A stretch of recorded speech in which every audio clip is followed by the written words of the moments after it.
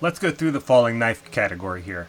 We've got Tesla here today, dropping like a rock right here. Let me just show you where. So here's our open, and then we went all the way down to 327 and a half from 344, almost 345-ish.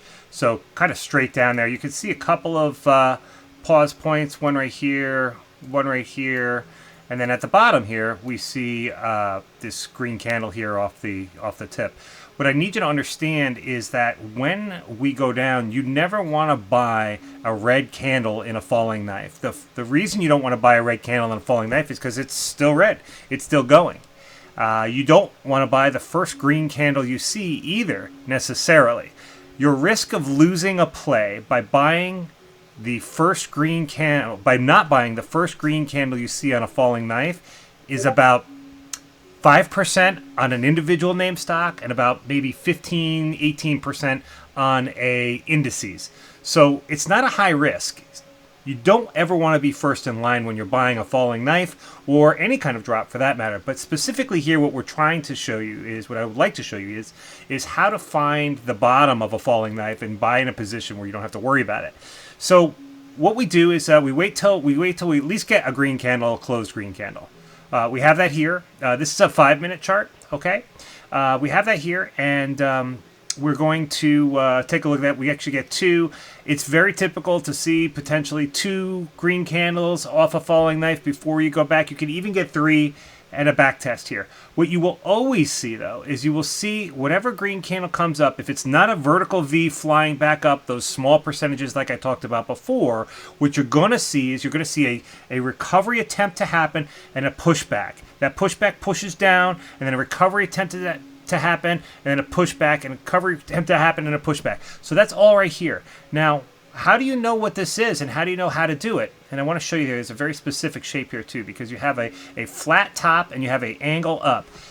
What's going on here, you may not realize, is that at a lower time frame, things are actually happening. So let's go take a look at that. So when I'm looking at a falling knife, I want to see it from a 5-minute perspective, and when I think I'm close to the bottom, I want to actually downshift into a 1-minute so that I can kind of understand what's happening here. So I'm going to extrapolate this out for you a little bit. Oop, another candle, give me that arrow there, so that we can see a little bit what's going on. Okay, and now I'm actually going to clear this screen, and I'm going to add in here a SMA to show us what is going on with our premium SMA indicator.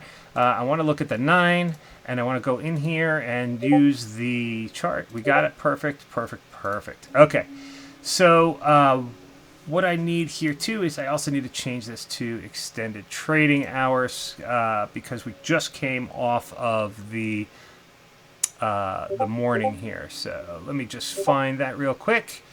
Alrighty, here we go. Change this to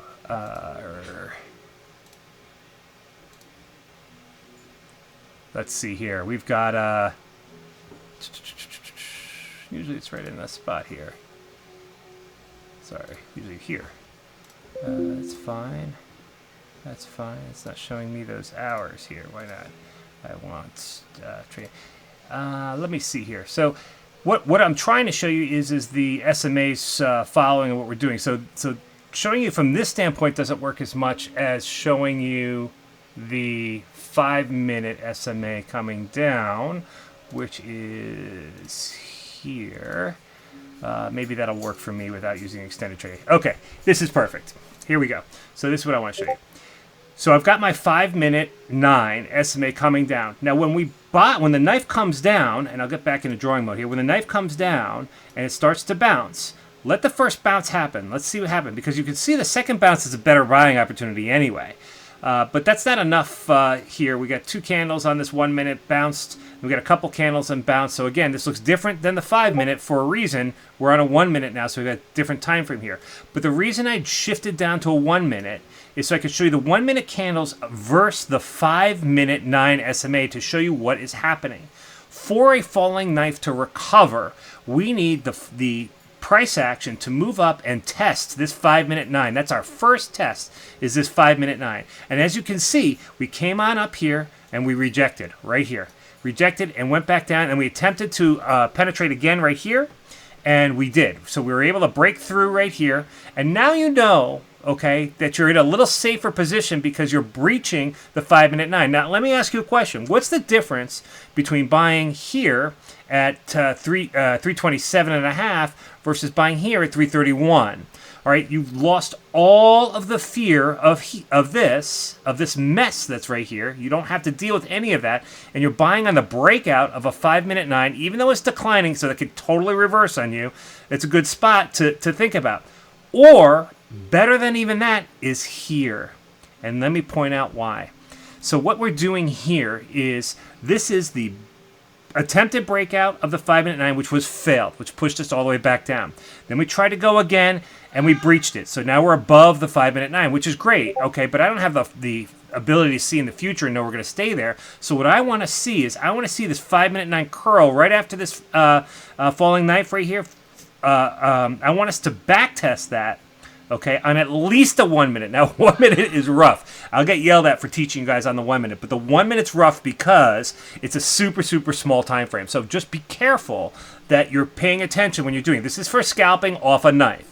So when we back test this 5-minute 9 right here, now the 5-minute 9 is going in your direction, okay? It's coming on up, and you bounce right out, and you continue to ride this on through. Now you can actually add a strategy to this chaos. So the chaos is the falling knife comes down, we bounce, we're starting to look like we might have something here, but we are still in no man's land. There are no SMAs here, there are no pivots here, there's no nothing. This was a completely random stop spot, which is frightening because you have nothing to show to support yourself. So you need to find the lowest common denominator to create that support, which in my instance, in my thought process, is this 5-minute 9 can give that to you.